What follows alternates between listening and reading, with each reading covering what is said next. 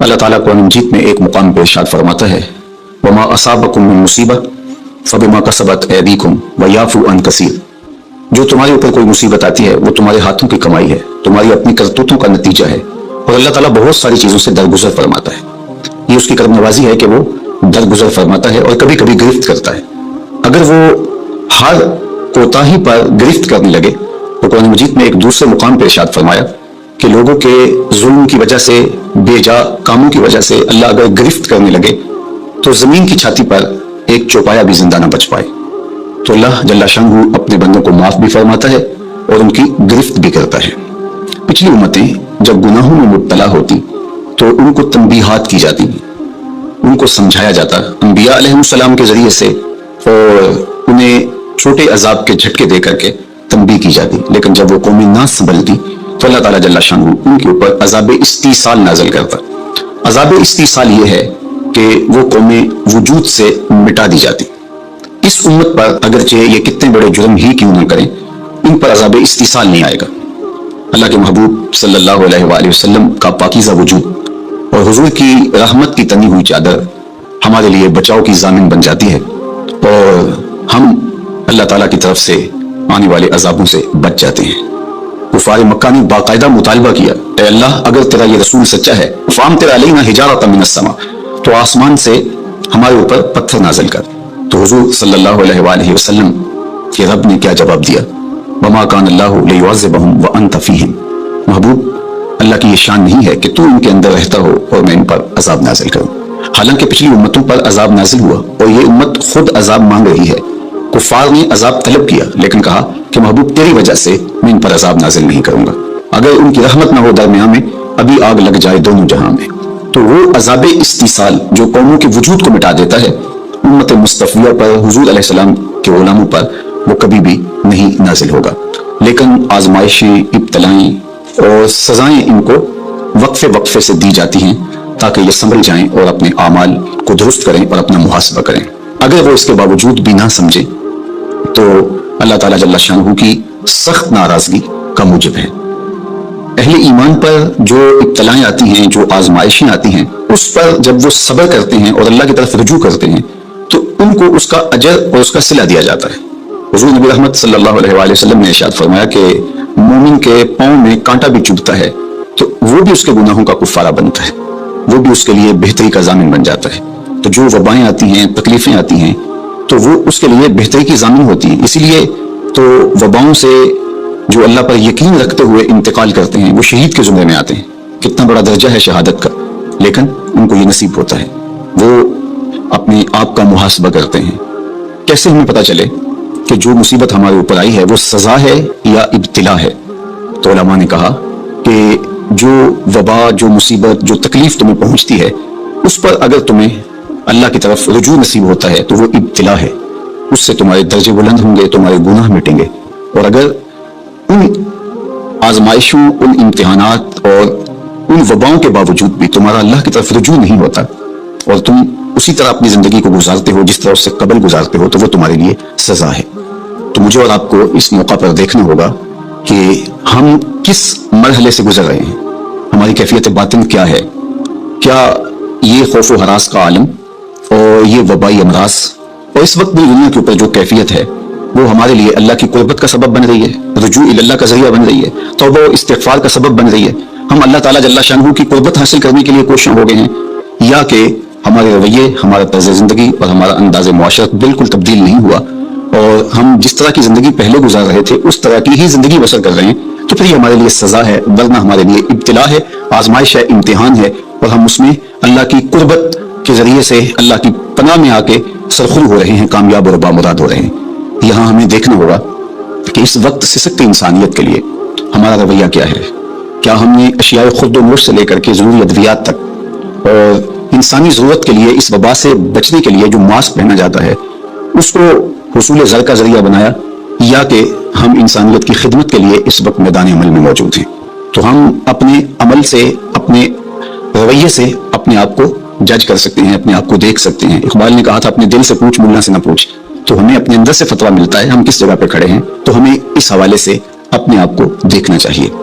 اللہ تعالیٰ جل شانہ نے ہمیں اس ابتلا میں، اس آزمائش میں مبتلا کیا ہے، تو اس میں اس کی حکمت بالغہ کیا ہے ہم نہیں جانتے، لیکن ہم اس کی طرف ہی رجوع کر کے، اس کے حضور عجز کر کے، اپنے گناہوں کی معافی مانگتے ہوئے کثرت استغفار کے ذریعے سے اس میں کامیاب اور سرخرو ہونے کی کوشش کریں۔ اللہ جل شانہ کے محبوب علیہ السلام نے ہمیں مشکلات سے صبر کے دامن کو تھام کر گزرنے کی تلقین کی ہے، اور صبر اجر کا ضامن بنتا ہے، اور اگر بے صبری کے ذریعے سے اور وابیلے کے ذریعے سے ہم وقت گزارتے ہیں تو تکلیف تو اس سے کم نہیں ہوتی، لیکن اجر برباد کر بیٹھتے ہیں۔ ہمیں ایسی مشکل گھڑیوں میں صدقہ و خیرات کے ذریعے سے اللہ کی قربت اختیار کرنے کا حکم دیا گیا۔ فرمایا گیا داؤ مرداکم بالصدقہ، اپنے مریضوں کا علاج صدقے سے کرو، تمہارے امراض کا علاج صدقے میں چھپا ہوا ہے۔ جب تم صدقہ کرتے ہو تو مشکلیں ٹلتی ہیں، تکلیفیں دور ہوتی ہیں، اور پھر تضرع کے ساتھ، زاری کے ساتھ، دعاؤں کے ساتھ، التجاؤں کے ساتھ اللہ کے حضور پیش ہو جاؤ۔ تم امتحان گاہ میں کھڑے ہو، واستقبلوا امواج البلاء بالدعاء والتضرع، فرمایا کہ بلاؤں اور آزمائشوں کی موجیں جب تمہاری طرف بڑھ رہی ہوں تو تم تضرع اور زاری کے ساتھ اللہ کی مدد اور اللہ کی پناہ لے لو، اور جب تم اس کی پناہ میں آ جاؤ گے تو پھر تکلیفیں تمہارا کچھ نہیں بگاڑ سکتی، تمہارے درجے بلند ہوں گے، اور تمہاری خطاؤں سے اللہ درگزر فرمائے گا، اور تمہارے لیے راحتوں کے، کرم نوازیوں کے در کشادہ ہوں گے۔ اللہ جل شانہ کی بارگاہ میں ہم دعا بھی کریں، کثرت کے ساتھ استغفار بھی طلب کریں، چونکہ استغفار ہمارے لیے تریاق کا درجہ رکھتا ہے، بالخصوص جب ہم ان حالات میں ہیں۔ حضرت سیدنا عمر رضی اللہ تعالی عنہ فرماتے ہیں لو نزلت صاعقۃ من السماء ما اصابت مستغفرا، آسمان سے کڑکتی ہوئی بجلیاں بھی نازل ہوں تو جو استغفار کر رہا ہوگا وہ ان سے محفوظ رہے گا۔ تو استغفار کرنے والا اللہ جل شانہ کی پناہ میں آ جاتا ہے، اس کی حفاظت کے حصار میں آ جاتا ہے۔ حضرت امام شافعی علیہ رحمہ فرماتے ہیں کہ میری زندگی کا نچوڑ، میں نے جو دین پڑھا ہے، دین سمجھا ہے، تو اس کا خلاصہ یہ ہے کہ ما رأیت انفع للوباء من التسبیح، وباؤں اور ابتلاؤں کے اندر تسبیح سے بہتر میں نے کوئی وظیفہ نہیں پایا ہے۔ تو جب آپ اللہ کی تسبیح بولتے ہیں، اس کی پاکی بولتے ہیں، تو آپ اللہ کی رحمتوں کے حصار میں آ جاتے ہیں، اس کی پناہ میں آ جاتے ہیں، تو اللہ تعالیٰ جل شانہ آپ سے مصیبتوں کو اٹھا لیتا ہے، تکلیفوں کو اٹھا لیتا ہے۔ تو استغفار طلب کیجئے، اللہ کی تسبیح بولیے، اور قرآن مجید کی کثرت کے ساتھ تلاوت کیجئے۔ آج جبکہ فرصت کے لمحے ہمارے ہاتھ آ ہی گئے ہیں اور ہم اسی وجہ سے گھروں میں بیٹھ ہی گئے ہیں، تو اس موقع پر ہمیں کتاب اللہ کے ساتھ جڑنا چاہیے۔ کتاب اللہ کے ساتھ ہمارا تعلق جتنا مضبوط ہوگا، اللہ پر یقین اتنا ہی پختہ سے پختہ تر ہوتا چلا جائے گا۔ لیکن آج اگر سویر سے لے کر شام تک اور شام سے لے کر سویر تک ہم اپنا وقت یوں ہی برباد کر رہے ہوں اور ہمیں قرآن مجید کھول کر کے پڑھنے کی توفیق بھی میسر نہ آئے، تو پھر اس کا مطلب یہ ہے کہ ہم اس سزا کو کاٹ رہے ہیں، اس ابتلا سے اللہ کی قربت حاصل نہیں کر رہے۔ تو قرآن مجید کی تلاوت ہمیں اللہ کی قربت دیتی ہے، بلکہ ایک روایت میں آیا کہ جو شخص قرآن مجید کی تلاوت میں مشغول رہا اور اس مشغولیت کی وجہ سے اس کو دعا مانگنے کا موقع بھی نہ مل سکا، اللہ اس کو دعائیں مانگنے والوں سے زیادہ عطا فرمائے گا، چونکہ وہ اللہ کے کلام کے اندر مصروف ہو گیا۔ تو آج کل فرصت کے لمحات میں ہمیں اپنے بچوں کو بٹھا کر کے بھی ترغیب دینی چاہیے کہ وہ قرآن مجید کی تلاوت کریں، اور خود بھی قرآن مجید کی تلاوت اپنے معمولات میں شامل کرنی چاہیے۔ اور جتنے بھی یہ دن ہمیں میسر ہیں، اپنی روٹین اس حساب سے ہم بنا سکتے ہیں کہ قرآن مجید کے ساتھ ہم جڑ جائیں، اور اس کو اگر مفاہیم و مطالب کے ساتھ پڑھنے کا مزاج ہو، اور روزانہ 1 پارہ یا 2 پارہ اس کے مفاہیم کے ساتھ، اس کے مطالب کے ساتھ اگر پڑھنا نصیب ہو جائے، تو پھر قرآن مجید کے پیغام کو سمجھنے کا ہمیں موقع مل جائے گا۔ چونکہ یہ کتاب ہمارے آقا و مولا حضور ختم المرتبت صلی اللہ علیہ وآلہ وسلم کی وساطت سے ہمارے نام، ہمارے رب کا پیغام ہے، سندیسہ ہے ہمارے رب کا۔ ہمارے رب نے ہمیں کیا کہا ہے ہمیں سمجھنا چاہیے۔ دنیا کے کسی ایسے ملک سے میرے اور آپ کے نام کوئی خط ہو اور اس زبان میں وہ جو زبان میں نہیں جانتا، تو اتنی دیر تک میں چین سے نہیں بیٹھتا، آپ چین سے نہیں بیٹھتے جب تک اس کے مندرجات معلوم نہیں کر لیتے، اس میں خوشی کی خبر ہے یا کوئی غم کا قصہ ہے، یہ خط میرے نام کیا پیغام لے کر آیا ہے۔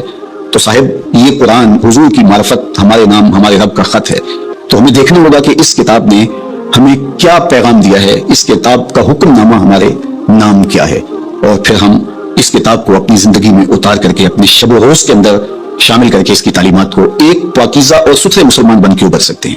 تو اس موقع سے بھرپور فائدہ ہمیں حاصل کرنا چاہیے، اس کی تلاوت بھی کریں۔ خالی تلاوت بھی قرآن مجید کی تمہیں محرومیوں سے نکالے گی۔ حضرت اقبال علیہ الرحمہ نے اپنے ایک دوست کو خط لکھا کہ قرآن مجید اگر مفاہیم و مطالب کے ساتھ تمہیں نہیں بھی پڑھنا آتا تو پھر بھی اس کی تلاوت کو معمول زندگی بناؤ، اس لیے کہ ناظرہ قرآن پڑھنے سے بھی قلب کا تعلق حضور کے قلب اطہر سے جڑتا ہے، حضور سے قربت نصیب ہوتی ہے اس کتاب کے پڑھنے سے، اس کی تلاوت کرنے سے، چونکہ یہ حضور کے قلب اطہر پہ نازل ہوا ہے، حضور کے سینہ اقدس پہ نازل ہوا ہے، تو اس سے تعلق حضور کے قلب اطہر کے ساتھ جڑنا ہے۔ اور ہمیں فرمایا گیا کہ راتوں کی تنہائیوں میں اٹھ کے قرآن پڑھا کرو اور قرآن پڑھتے ہوئے رویا کرو، اور یہ بھی فرمایا گیا فَإِن لَمْ تَبْكُوا فَتَبَاكُوا، اور اگر رونا نہ آئے تو رونے کی کوشش کیا کرو، تکلف کے ساتھ اپنے اوپر وہ کیفیت طاری کرو کہ تمہاری آنکھیں آنسو کا خراج دیں اس قرآن کو پڑھتے ہوئے۔ کیا یہ تصور تھوڑا ہے کہ جب تم قرآن پڑھ رہے ہو تو اس خیال میں ہو کہ میں اپنے رب کا کلام پڑھ رہا ہوں؟ فرمایا تمہارا رب سے ہم کلام ہونے کو جی چاہے تو قرآن کھول کے بیٹھ جاؤ، یہ رب سے ہم کلام ہونا ہے۔ حضرت داتا گنج بخش علی حجویری علیہ رحمہ سے ایک مرید نے کہا حضرت اگر رونے کی کوشش کریں تو پھر بھی رونا نہ آئے تو فرمایا پھر اپنے مقدر پہ رویا کرو، تم اتنے سنگ دل ہو گئے ہو کہ تم رونا بھی چاہتے ہو لیکن تمہاری آنکھیں آنسو کا خراج نہیں دیتی، تو اس کتاب کے ساتھ جڑ کے، اس کتاب کے ساتھ وابستہ ہو کے، اس کے ساتھ تعلق خاطر قائم کر کے اپنی زندگی کو سنوارا جا سکتا ہے۔ یہ کتاب زندگی ہے، یہ نسخہ حیات ہے، نسخہ کیمیا ہے۔ فاش می گوئم آنکھ در دل مزمرست، یہ کتاب نیز چیز دیگرست۔ اقبال نے کہا اگر میں کھل کے بتا دوں جو میرے سینے میں پوشیدہ ہے، یہ کتاب نہیں، یہ کوئی اور ہی چیز ہے، یہ زندگی بخش ہے، یہ حیات آفرین ہے، اس کا ایک ایک لفظ نور دیتا ہے، اس کا ایک ایک حرف اجالے بانٹتا ہے۔ بلکہ وہ لوگ جو اس کتاب سے زندگی حاصل نہیں کرتے اور اس کتاب کے ہوتے ہوئے بھی محرومیوں کا شکار ہے، تو بڑی خوبصورتی کے ساتھ اقبال نے تنقید کی اور سوئے ہوئے ضمیر جگانے کی کوشش کی۔ ببند صوفی و ملا اسیری حیات از حکمت قرآن گیری بآیاتش ترا کار جزی نیست کیا یاسی نے آساں بمیری۔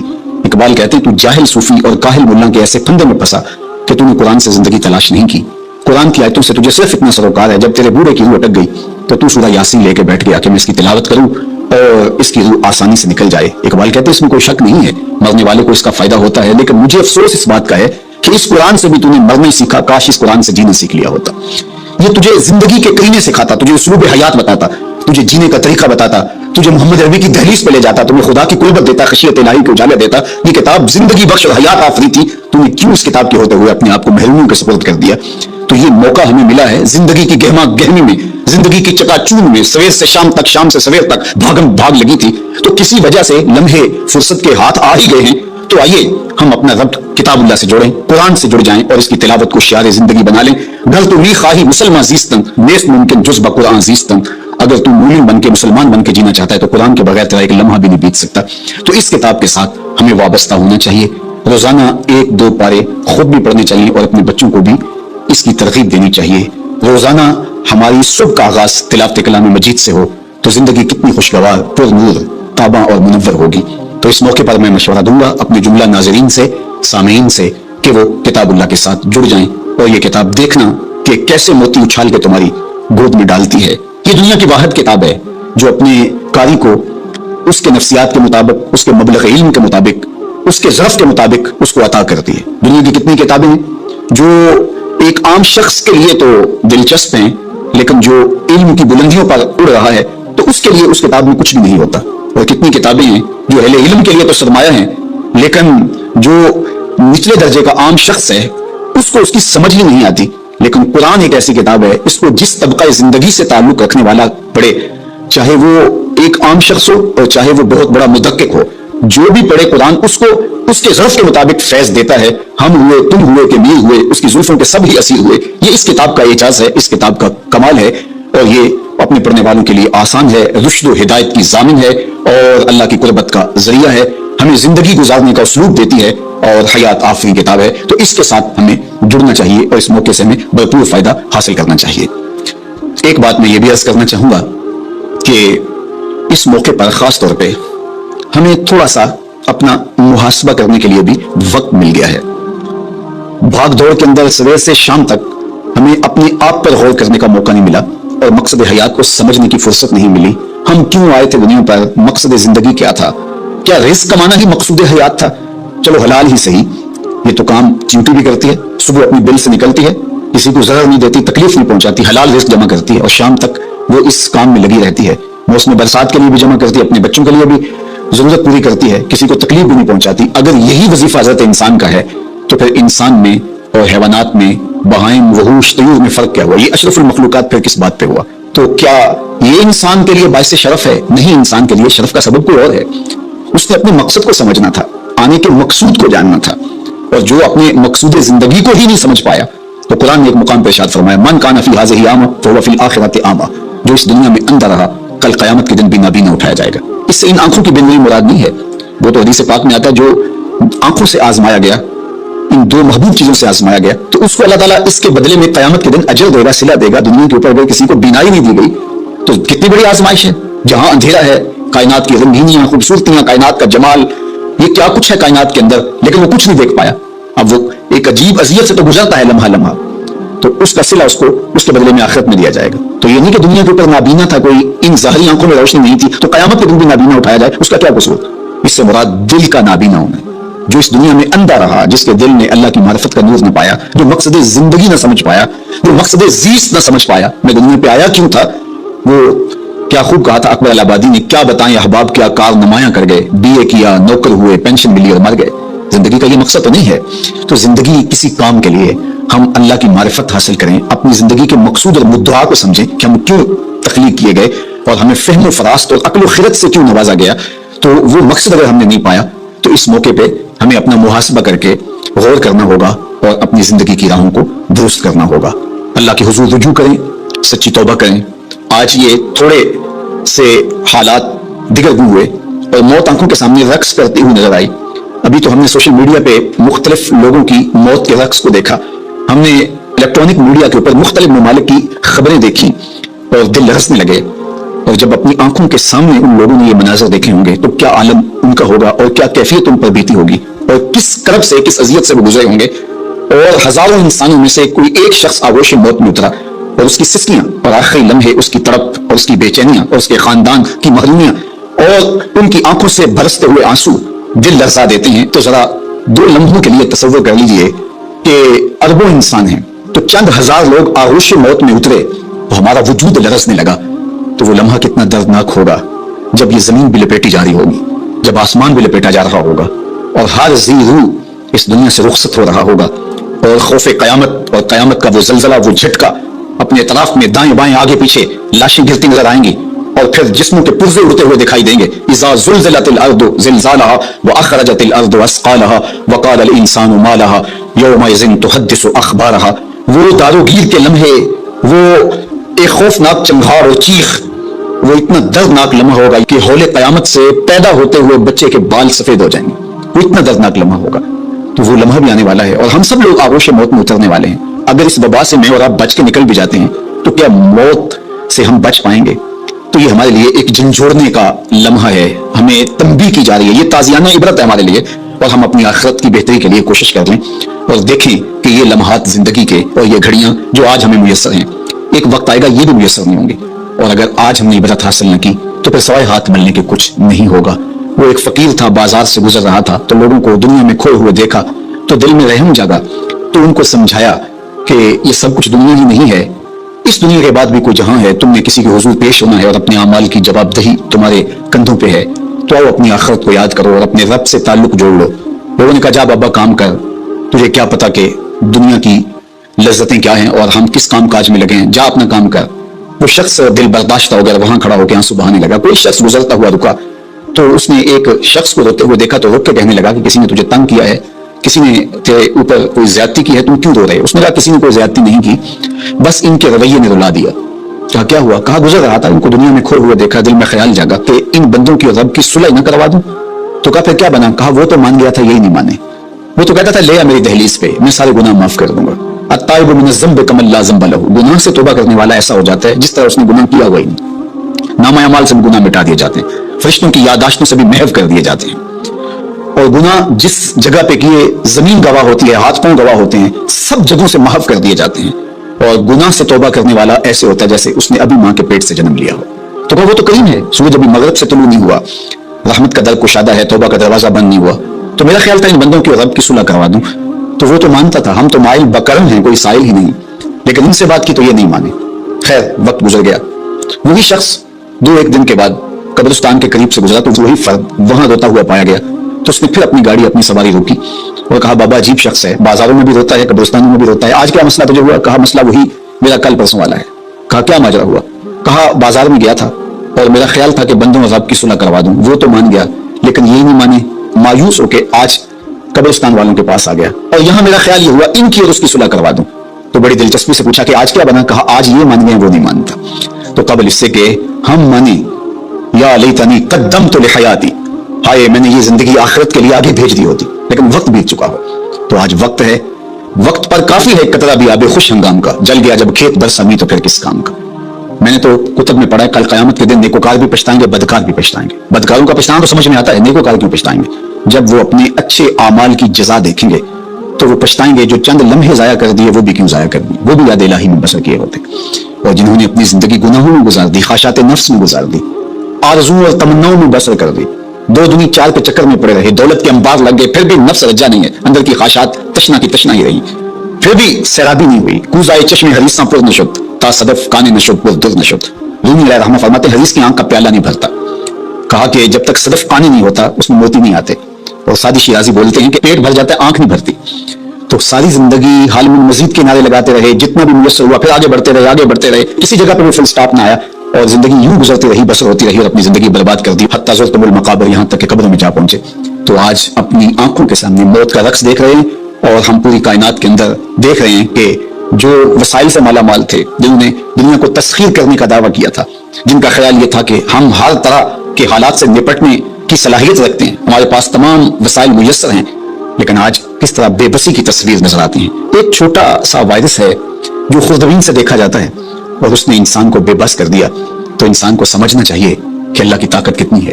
ایک تو قیامت کے دن جب لوگ آغوش موت میں ہوں گے، بڑے بڑے متکبرین، سرکش، متمردین، بادشاہ، شہنشاہ، کج کلا آغوش موت میں ہوں گے، تو اللہ تعالیٰ فرمائے گا آج کس کی بادشاہی ہے؟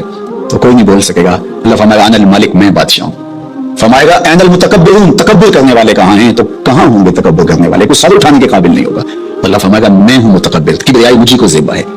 تو یہ کل جو ماننا ہے تو اچھا نہیں کہ آج ہی مان لیں اور اپنی زندگی کو اس کی راہوں پہ لگا لیں۔ تو یہ مختصر زندگی اللہ کی امانت ہے۔ اللہ جل شانہ ہمیں اس زندگی کو اس کے راستے میں لگانے کی توفیق دے۔ یہ آزمائش کی گھڑیاں، یہ سزا کے جھٹکے، یہ عبرت کے تازیانے، یہ ہمارے سمجھانے کے لیے ہوتے ہیں۔ حضرت امام غزالی فرماتے ہیں یہ ڈوبتا ہوا سورج روز ہمیں بتاتا ہے کہ زندگی پائیدار نہیں ہے، ایک دن تمہاری زندگی کا سورج بھی ڈوب جانا ہے۔ یہ پھیلی ہوئی قبریں، یہ جوانی سے بڑھاپے کی طرف بڑھتے ہوئے لوگ، یہ اٹھتے ہوئے جنازے، یہ سب کچھ تمہیں بتاتے ہیں۔ تم سمجھو، اپنی زندگی کو خیر کی راہوں پر ڈال لو۔ آج لمحہ ہے زندگی کا موجود لمحہ، اور آج کا پچھتاوا کل کی بہتری کی ضمانت ہوگا۔ کل کا پچھتاوا سوائے حسرت بڑھانے کے اور کچھ نہیں ہوگا۔ اللہ مجھے آپ کو زندگی کی اچھائیاں نصیب فرمائے۔ آج ساوی نے کھلے راوی نے انج ٹوک نکھڑے ٹوک دے نہیں، پور پنے تے پینڈے مک جاندے، کار بیٹھے ہیں فاصلے مک دے نہیں۔ تو آج ایک ایک قدم بھی چلیں گے تو منزل تک پہنچ جائیں گے، لیکن کل یہ قدم شل ہو جائیں گے، یہ زبان بولنے سے بند ہو جائے گی۔ یہ دارالعمل ہے، وہ دارالجزا ہے، پھر دارالجزا میں عمل نہیں ہوگا، پھر پچھتاوا، پھر ڈاڈا پچھتاوا، سخت پچھتاوا، حسرت پہ حسرت، دکھ، اذیت۔ ہائے کوئی چیخ چیخ کے کہتا تھا میں اس کی بات مان لیتا، میرے گھر میں قرآن پڑھا تھا میں کھول کے دیکھ لیتا، میں مصلحین کی بات سن لیتا، میں اٹھتے ہوئے جنازوں سے کچھ سمجھ لیتا، میں قبرستانوں میں جاتا، ٹوٹی شکستہ قبریں مجھے کوئی کہانی سنا رہی تھی جن کا طوطی بولتا تھا، پھر ان کی قبروں پہ خاک بھی اڑتی میں نے دیکھی، لیکن میں نے کسی سے عبرت حاصل نہیں کی۔ میں نے سمجھا کہ یہ جوانی ہمیشہ رہے گی، یہ زندگی ہمیشہ رہے گی، لیکن سارا خواب تھا ٹوٹ کے بکھر گیا۔ تو آج پچھتاوا ہے، تو کل جو پچھتانا ہے تو آج ہی پچھتا لیں، اور اپنی زندگی کو اللہ اس کے رسول کی راہوں پہ لے آئیں۔ اللہ مجھے آپ کو اپنی راہوں کا مسافر رکھے، اور زندگی کو حضور علیہ الصلوۃ والسلام کی اطاعت کے فرما برداری کے دائرے میں لے آئیں۔ وآخر دعوانا ان الحمد للہ رب العالمین، الحمد للہ رب العالمین، والصلاۃ والسلام علی اشرف الانبیاء والمرسلین۔ اللہ اٹھے ہوئے ہاتھ، پھیلی ہوئی جھولیاں اپنی رحمتوں سے بھر دے، بخت کی بہاریں نصیب فرما دے، مقدر کی خزائیں رخصت کر دے، جیئیں تو تیرے لیے، مریں تو تیرے دین کے لیے، زندگی کی آخری ہچکی تک تیرے رسول کے وفادار رہیں، ہر علت، ہر قلت، ہر ذلت سے رہائی عطا کر دے، اپنے محبوب کے در کی گدائی عطا کر دے، نفس و شیطان کے مکر و فریب سے، دجل و تلبیسات سے ہماری حفاظت فرما، اے اللہ ان وباؤں سے نجات عطا کر دے۔ اے اللہ تیری مخلوق تڑپ رہی ہے، سسک رہی ہے، میرے مالک اپنی مخلوق پہ رحم فرما، اور اپنا خاص کرم فضل ان پہ نازل کر دے۔ اے اللہ اس وبائی مرض سے نجات عطا کر دے، اپنا خاص کرم فضل اللہ امت مسلمہ کا مقسوم کر دے۔ اللہ میرے وطن کی خیر فرما، میرے ملک کو امن کے اجالے عطا کر دے۔ اللہ میرے ملک کی معیشت کو جمال عطا کر دے، خیر، خیریت، برکت، رحمت و راحت ہمارا مقدور کر دے۔ اٹھے ہوئے ہاتھ خالی نہ موڑنا، پھیلی ہوئی جھولیاں اپنی رحمتوں سے بھر دے، ساری زندگی اپنی چوکھٹ کا فقیر رکھنا، اپنی دہلیز کا نوکر رکھنا، کبھی کسی کا محتاج نہ کرنا، ہمیشہ اپنی چوکھٹ کا فقیر رکھنا۔ اللہ ہم تیرے عاجز، ناتواں، کمزور بندے تیری دہلیز پہ ہاتھ پھیلائے، جھولیاں پھیلائے تیری رحمت کی بھیک مانگ رہے ہیں، میرے مالک اپنے کرم سے ہماری جھولیاں اپنی رحمتوں سے بھر دے۔ اس وبائی مرض سے اہل وطن کو، پورے عالم کو نجات عطا کر دے۔ اے اللہ اس مرض کو دور کر دے، اس کو ہواؤں میں اڑا دے، دنیا کے افق سے اس کو غائب کر دے۔ اللہ جو موجود ہے اس کے لیے اپنے کرم سے دوائیں نصیب فرما۔